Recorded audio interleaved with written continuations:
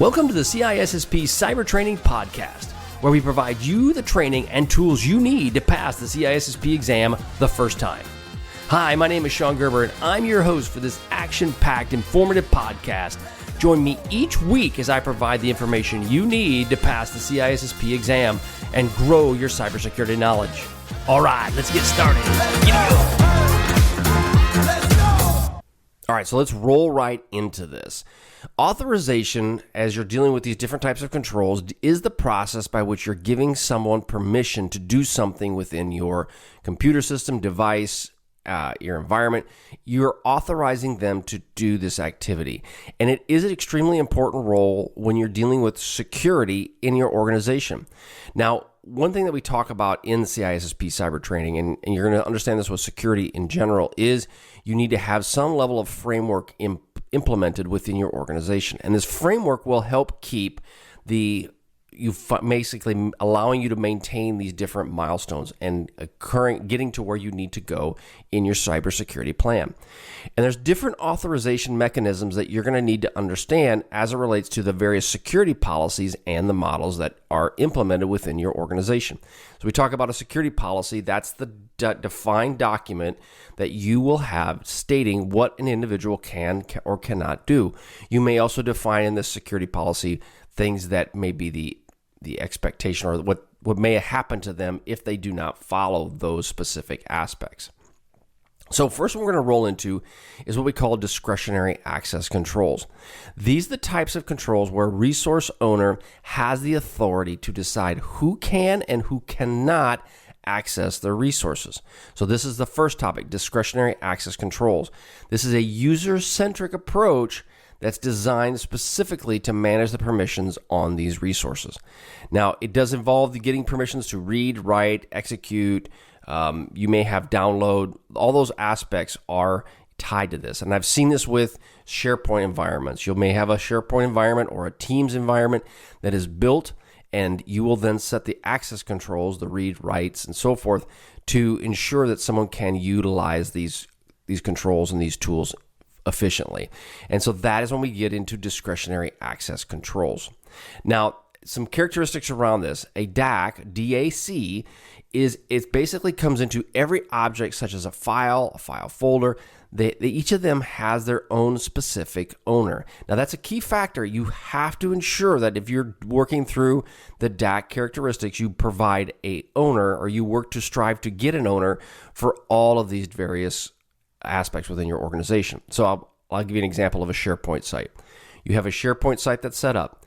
You have Bill is the owner of that SharePoint site. Bill leaves the company. Now no one actually owns this SharePoint site. And now with controls Bill put in place, people aren't aware of what they should or should not have. So when you don't have an owner, it can get very squirrely very quickly. So it's important for you to ensure that you do have some level of ownership on each of these sites that is directly responsible for providing the permissions and that they have the ability and the decision rights to do so. Now, one thing we talk about is permissions propagation, or they've also talked about it with permission creep. And this is where permissions will go beyond what they originally were planned to do. And one aspect that comes into permission propagation is the fact that if, let's say, for example, user A shares a document with user B, and then all those rights to modify that document go with it to user B. Well, if user B has been given access rights or the ability to grant more users access, user B can also grant these rights to user C. So an example where this happens a lot is an individual who's the owner will set up the user rights for document A. And they'll just go, you know what, I don't have time for this. Let's just go and make it open to everybody. Thinking, hey, more accessibility is great. I don't have to worry about it. We'll just give it to everybody or give it to Bill because Bill has full access. But they don't really think about is the fact that Bill shared it with 15 other people. And now 15 other people have the same level of access that Bill does. So it's just something that you have to consider when you're working with various documents, that you are putting the proper permissions in these documents that you want it specifically for an individual. You have to watch out for the document moving and propagating to someplace else. One thing to also think about is this is where you have document level protections or data loss prevention tools that are put in place that are focused only at the document level. So for example, if you have a Word document and you want to avoid this propagation problem, you then would put some level of controls on this specific document so that if it does get propagated somewhere, those controls will go with it. So that's a really important factor that you need to consider is if this risk exists, you know this risk exists, and you know that I have to have elevated privileges for many people within my organization because the fact is that, I don't know, maybe they all need to touch it and all need to edit it somehow, then you may want to look at investing in a document or a data loss prevention type tool. So you also want to consider ease of management for the end users. So this is a big factor then that whatever the end user is going to be, if you make this more complicated, the more complicated you make it, it will cause users to try to circumvent the controls you have in place. Seen it time and again. If you have those controls and you put them really hard on people, then people start going, well, how do I get around this so that I can do my job? Many times they're not doing this just to get around the system. They really truly want to protect the data within their organization. Many people do. However, they want to be able to do their job. And when it becomes too complex and too complicated, they will do things to try to get around those controls you have in place. Now, you also want to be very granular. These permissions that you assign need to be very specific and very to the point. Again, like I mentioned earlier, if you get too permissive, you have a lot of problems where the documents go everywhere. If you get too granular, then people will try to bypass or get around the controls you currently have in place. We talked about when you're dealing with those types of discretionary access controls, some key considerations you need to be aware of. Obviously, risk of misconfiguration. This is due to the fact that the discretionary nature, there's risk that they can accidentally or potentially intentionally give away more permissions than are intended, which will result in the next consideration of potential data leakage because the data will be going somewhere and it can inadvertently be exposed. You may not understand where it's going, and then within a year, 2 years, 6 months, depends, all of a sudden this document will come back to life and it'll start getting forwarded around. It will come to you and you may go, well, how did this document leave my organization?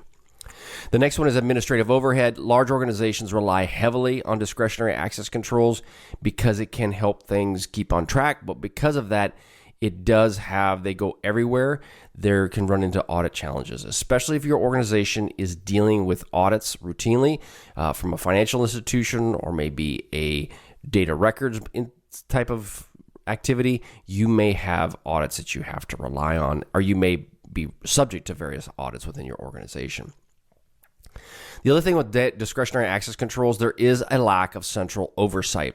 So if you don't have one person who can control the access, then these things can get into a lot of sprawl. A lot of growth can happen with these data and it can go everywhere. So you need to have some level of central oversight, but data access controls does not lend itself to do well in this space. And then there is a lot of dependency on user awareness. Effective DAC relies heavily on users being aware and knowledgeable about their security best practices.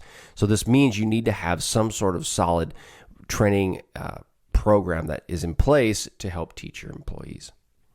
So now we're going to roll into role-based access controls. Role-based access controls is a systematic approach where access rights are based on the role within your company. Now, this ensures that the users are the only ones who have access to that need this for their role, for their job. This model is a kind of an abstract, and it decouples user permissions from the individual users. So now it's based on Sean's role as a CISO or Bill's role as a security analyst. It is specifically the permissions around that individual role. So basically what it means is that if Sean leaves the company and Sean goes to company X, or no, not even company, Sean leaves his role as a CISO and Sean goes to working as a security analyst within a company. My credentials, my user rights would change based on my specific role. So as a CISO, I have no control over anything. I don't have any rights. Now, if I go to become a security analyst, yes, I have rights and I would have the ability to maybe manage the system better. And so therefore my rights and my credentials would increase. This happens a lot, not necessarily from a CISO going to a security analyst role, because I don't mean it this way, but it would go from a higher level position to one that is more along daily run and maintain type of position. That doesn't typically happen. It's usually from the daily run and maintain to a CISO type role. Well, the flip side is that if I go from a run and maintain position to a CISO role, I'm taking those credentials with me. Well, now as the CISO, I don't need those credentials. And so therefore they come with me, and now I have all these rights that I should not have. And that's where the role-based access controls really are an important factor. Now we're dealing with the characteristics around RBAC, and you'll see the term on your CISSP. It's called RBAC, Romeo Baker Alpha Charlie. That's role-based access controls. You'll see that term RBAC used, and so you need to be aware of what does that mean. And there's, because you will also get confused with, there's role-based access and then another one I'm going to get into that starts with an R as well, and you may get kind of confused between the two. So you got to make sure you keep that acronym in the back of your mind and understanding it. So when you're dealing with the characteristics around RBAC, the roles can be hierarchical, right? So a higher level role can inherit permissions from a lower level role, just like I mentioned with the security analyst. And again, that's an important factor because this happens a lot within a company where you will have specific access or individuals will, and they will move from one role to the next role, and they take their credentials with them, which is credential creep. Now, the thing you got to watch out for from a consistency and uniformity perspective is that you need to ensure that these access permissions are for specific users and that they are removed once that individual leaves that specific role they're in, because you don't want them taking that with them. One thing that runs into, and you'll see in audits a lot, is that an auditor will come in and they'll start checking out all the different roles within your company and who has access to this various data. And this is where they will find a lot of gaps well, Sean is supposed to only have access to Y, but he has access to X. Why is that the case? And this is where you'll see a lot of findings as it relates to audits. Now, when you're dealing with centralized management for each of this can be done, permissions can be managed centrally with role-based access, which also makes it much easier to implement change across a large user spectrum. So that's a positive that goes with role-based access.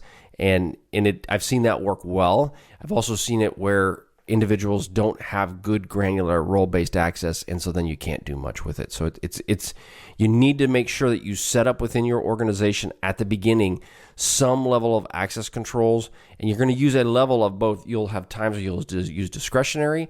There'll be times when you use the role-based. There'll be times when you use the risk-based. There's going to be various ways that you're going to use these different management tools. Now, when you're dealing with various considerations as it relates to role-based access, organizational roles will evolve and change. The company may have the role set up specifically in a way now, but within 6-8 months, that may change dramatically. And if that does, you're going to have to go back and modify your RBAC as it relates to what's happening within these various roles within the company. There's also a thing as a role explosion, and if not properly managed, you can get excessive creation of roles, which makes it extremely hard to manage.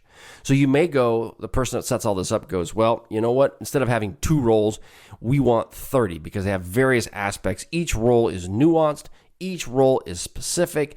You may have that, and you go, oh, let's do that. It's a really bad idea because then it becomes so complex, it's darn near impossible to change and to manage. You need to ensure we call it SOD, or segregation of duties, and you'll see this on the CISSP potentially, where it may say SOD, and that's a segregation of duties. I'm saying that multiple times so you get it because it caught me off guard.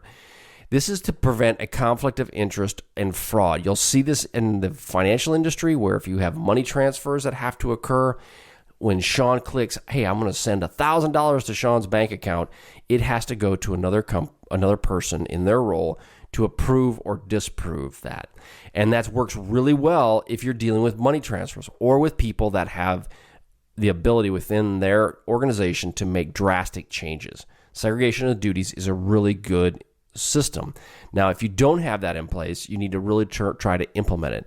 The problem is, though, is the more levels of bureaucracy you add to your organization, it slows down the ability to be agile, to be able to move quickly. So you need to consider what are the specific roles in which you need segregation of duties. It doesn't need to be on every specific role. Now, there's also an initial setup overhead. When you're doing with RBAC, it requires a thorough understanding of your organization and its functions, which can be very time-consuming initially. So you need to go through all of that. You need to have the permissions should be reviewed periodically. All of those things should be in place that they align to your security policies that are within your company. So it's really important. Now, when you get into really large organizations, this can be very good, but it also can be challenging to implement. I'm not really giving you good advice on this because you're going to have to, when you get in your own security environment and your own role in security, you're going to need to truly understand what is available to you. Now we're going to get into rule-based access controls. Now we talked about role-based. Now we're going to get into rule. So rule is R-U-L-E versus role, R-O-L-E. Yeah, right. Now you're going to think, oh my gosh, what am I going to do? Because there's too many of these. Yes, you're correct. There are too many. But when you get into the CISSP, you may see this acronym of RU-BAC, not RBAC. That's role-based access controls. You may say R with a little U, B-A-C. That's rule-based access controls. Now, this is where access is allowed or denied on resources based on a set of established rules. And this can often be used in an environment where you have firewalls. And this can be another combination of other access control mechanisms for more of a layered level security. Rule-based access controls are, in most cases, very automated, which are great. They're awesome because you don't have a person that's having to click, yes, I approve. You can have the robot do this for you. And this is where the system will make decisions based on these predefined set of rules. Read, write, execute, all of those pieces can be set up via the robot and these scripts that are allowed to make that happen.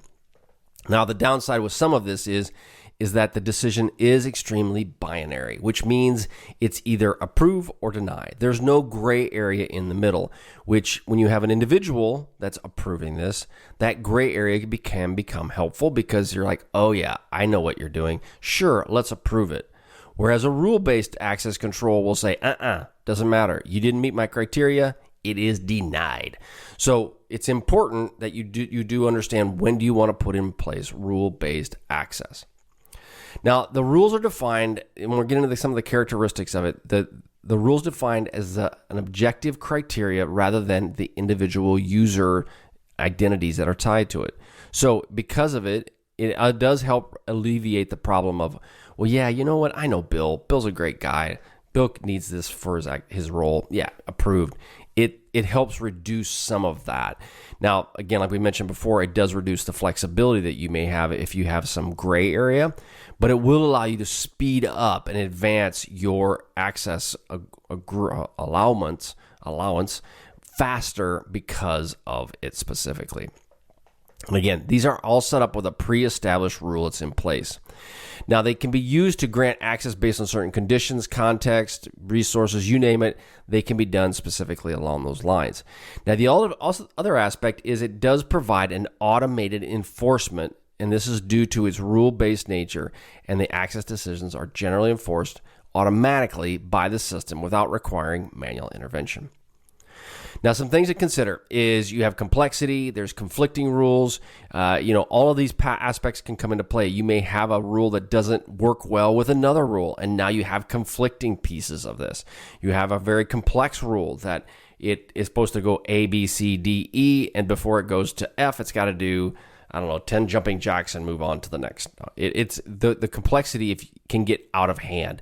And the other part that gets into this is because when it becomes so complex, let's say Bill is the person who set up this very not expensive, but very elaborate rule-based access controls. Well, now Bill, who's having problems in the organization, leaves the company, and then he takes all that knowledge with him. So then when you go back and figure out why is this always breaking, it's because of the rule that Bill put in place. So you need to really make sure that you make it as complex as needed and no more. You also need to, it does provide, or it can add some performance concerns. So extensive rule checking can have an impact on the performance of your systems because it's going through all of these checks before it will allow something. The other thing is you need to have some level of regular rule review to ensure that it's being updated and it remains relevant to your organization. So rules are great. It helps out a lot, but you just need to keep in mind that it needs to be modified and looked at. Next one is attribute-based access controls, or ABAC. Now, ABAC is a flexible, finely grained access control that allows you to evaluate a variety of attributes. This could be the user itself, could be actions, resources, environment. All of those things can be looked at, and access can be granted or denied based on the variations of your policies that you have. Now, it can be extremely granular. So again, like it says, attribute-based. That can be very tight. It can be very specific. Like for an example, you may have an access control that is in one user's department and then at a specific time, a specific day, and then it will go ahead and work. Then on other times and other days of the week, it does not work. So that's getting very, very granular based on the attribute that is being defined. A lot of times these can be set up on a policy so that you have specific policies that are set up where this rule will be implemented. One example might be that you have traders, and these traders are supposed to communicate with an outside entity on a Thursday. Well, you will have, based on the attribute, you will allow this group of traders through an Active Directory group to communicate to this outbound organization on Thursday. And that's allowed. The challenge is with this, again, can be someone who set it up does not remember why they did it, it can be challenging when things break. But this is based on a specific attribute that is needed to be happening. The nice part is there's also real-time evaluations. Decisions can often be made in real time, which allows the values for each of these requests to be fulfilled very quickly. Now, it does allow, I actually did not know this until I did some research on this, but it can utilize the complex Boolean logic, which is basically your and or not type of values. You see this a lot in AWS, that based on the policies you have, it will support this Boolean type logic. So if you want to go, if this condition is met and this condition is met, but not this condition, allow it to occur. That is typically the attribute-based access controls. Now, this comes back to some of the things to consider when you're doing this, again, is managing the attributes. That can be a challenge. And the person who did it, if they're not here with the company, that doesn't really help you a whole lot. Policy complexity, the more complex you make your policy, the more challenging it can be when things break. It, again, much like the ABAC, is you're dealing with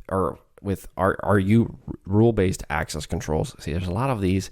It can run into performance concerns as well, because the more complex you make it, the more it can have task or resources that you currently have. Auditability, it does with high granularity. The flexibility comes a challenge of auditing this. So if you're trying to audit what's actually occurring, if it does step 1, 2, 3, 4, skip to 10, go back to 11, go to 12, and it does all these different attributes, it can be very challenging for an auditor to really truly understand what is happening within your environment. And then it'll take initial implementation overhead. This is defining and implementing the right attributes and policies that can be very time-consuming and require a deep understanding of your organizational data flows and their access needs. So, mandatory access controls. Mandatory access controls, these are a rigid set of controls that mandate access permissions based on security labels, and they're often called security classification. Now, you'll get into security labels such as confidential, secret, top secret. These are specific characteristics that are tied with your mandatory access controls, which basically means is that if you've got a clearance that someone has access to secret, someone has access to top secret, that's only what they're allowed to gain access to. Now, this can be done through various permissions through the mandatory access controls, and these permissions are based on assigned labels that they may have, such as clearances and so forth. There is the ability to downgrade or upgrade with the clearances, which basically means is that if you have access to secret, you can get access to top secret. And if you have access to top secret, it means you can get access to secret. However, moving data between those two buckets can be problematic. There is a process, and you should have a process to do that, but you need to follow that specific program and process. And that's a little bit different conversation and topic. But bottom line is that you need to have those things in place if your company is going to be dealing with mandatory access controls. Some key things to think about with Mac, and like you're dealing with secret and top secret, is the rigidity of it. Those are some things to work through. It isn't as easy to, like we mentioned before, to move data from secret to top secret. That is a huge process, and it should be a very painful process. You do not want it to be easy to do, because then you lose the ability to maintain that level of control. So the implementation of them can be very complex. It can be very hard. You have to start that at the beginning. From the time you do some level of data classification, you need to do mandatory access controls from the beginning, and it's not a good idea to try to implement that somewhere down the road. There's going to be some substantial training requirements tied to deploying Mac within your environment, and it can be very expensive, because when you're dealing with, let's just say, secret and top secret systems, you want them to be separated. You do not want them to be integrated, because then the ability to transfer data between one and the other becomes too easy to do. The next one is a risk-based access controls. Now, risk-based access controls are adaptive controls that evaluate the potential risk and access in real time what's going on within your organization. Now, when you're dealing with a company, depends on the organization, but risk-based access controls are really good because you can understand the overall risk to your organization. So it assesses basically the contextual and the environmental factors to decide if a request is safe or additional verification is needed. It deals with data reputation, IP location, or I should say internet protocol, IP location, behavior patterns, and so forth. So it can be very, very helpful. Now, some of the characteristics around it is it gives you contextual analysis. It allows you to determine, where did this login attempt occur? Was this in Bangkok, Thailand, or was it in the United States? If you're operating out of Bangkok makes sense. If you're operating out of the United States, that would make sense. But if you're operating out of the United States and the login occurs in Bangkok, I don't know how anybody travels to Bangkok. Why would that be? So it gives you some sort of contextual analysis around that. It does do some level of behavioral profiling, which basically will flag if a user deviates from a specific plan, such as if you're accessing sensitive files late at night, this could trigger a higher risk score. And because of that higher risk score, then it puts you on a watch list, or maybe even denies the access altogether. Now, it has also adaptive authentication, which, depending on this risk score, the system might require additional authentication methods, maybe like a one-time password, OTP, or some sort of biometric verification, saying, hey, you know what, this seems a bit fishy.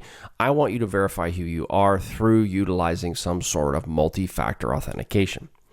It can be integrated with threat intelligence to be able to understand the current threats and the vulnerabilities better as you're kind of working through your organization. And then it can allow you to do real-time decision making. Risk assessments can be done in real time, making these decisions the most current data and context available to you. One thing to consider when you're doing these is that has to be continuous learning and updates. There's also false positives. This can happen real quickly, where you may have a risk in place. The robot flags that there's a problem, but when it comes right down to it, there isn't. It's just the way it was being used looks like a risky situation. So you can have a lot of opportunity costs wasted trying to understand where all these false positives are. There's also privacy concerns as well, is that depending upon its watching behaviors and patterns can potentially lead to privacy concerns if it is not properly vetted within your privacy folks. All of these things are available within countries that have a high privacy issues. They are. You just have to make sure that you go through the traps, you walk through the process to ensure that it's been approved by the necessary individuals within your organization and outside of your organization to allow it to happen. And then integration complexity. RBAC can lead to existing systems ensuring they have a diverse environment, and that can be very, very challenging. And then lastly, user experience. With these types of adaptive authentication mechanisms, it can have some sort of experience impact on the individuals, and it can cause some challenges in regards to that. The last thing we're going to talk about is non-discretionary access controls. This refers to a centralized access control where decisions about who can access resources are made by a centralized authority. So it's often a security team will say, yes, you can gain access, or no, you cannot. This is based on company-wide policies, job function, or other overarching criteria that may be put in place. So as you're looking at that and considering this centralized decision-making is this single entity that does this. Could be a security officer, it could be a security architect, someone's actually making those decisions for your organization. This can be role-based or task-based, and it's often designed based on the job roles or specific tasks within your company. This is very audit-friendly because you now know what's happening. There's an individual that's actually approving these rights as they go forward. And it can be very dynamic in some organizations. They may have this set up so that it's a very automated, dynamic process as well. So I'll say, for example, if in security, everything's automated up to the point where it comes to me or it comes to somebody else within my organization. And then by the time it's gone through all those processes, in most cases, you would probably approve it because of the fact that it's done a lot of checks in between. It's less reliance on the resource owners. So now I don't have to wait on individuals who are maybe not that don't approve it. It can be very helpful in that regard. Now, on the downside, it can provide a bottleneck. These sometimes can lead to delays in granting or revoking access, especially within a large company.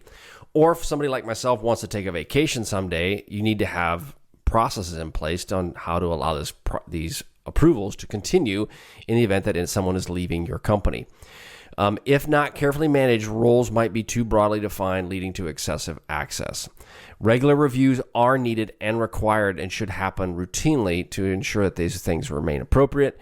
You're going to run into user frustration where users might feel the lack of autonomy and may get frustrated with trying to get the approval. I've seen this happen where somebody's going, hey, this person who's the approval person isn't approving this fast enough. And so therefore there's delays, and it can cause to a lot of frustration with individuals. Scalability concerns, again, as your organization grows, it can be very challenging to scale this out in a way that is effective for a large number of users and resources. Works great in a small environment, but does not work so well in a large environment. And then when you're dealing with the non-discretionary access controls, they focus on maintaining organizational consistency and integrity is an important factor in what they do, but it can be problematic when you're dealing with specifically a large organization. Okay, that is all I have for today. Again, we talked about a lot of different things as we're going through all of this, right? So we talked about discretionary access controls and how important those are within your organization. We talked about role-based access controls. That's RBAC. We went into a rule-based access control, which is RUBAC. And then we rolled into attribute-based access controls. Finally, onto mandatory access controls, and then risk-based access controls. And with the last and final one was the non-discretionary access controls. So all of those we've covered in today's CISSP Cyber Training podcast. Amazing. I know. It's totally amazing, right? Okay, are you all awake? If you're not awake, wake up. And it's pretty cool. So if you have any questions, head on over to CISSP Cyber Training. Got some great products over there for you. Also have a lot of free stuff that's available to you as well.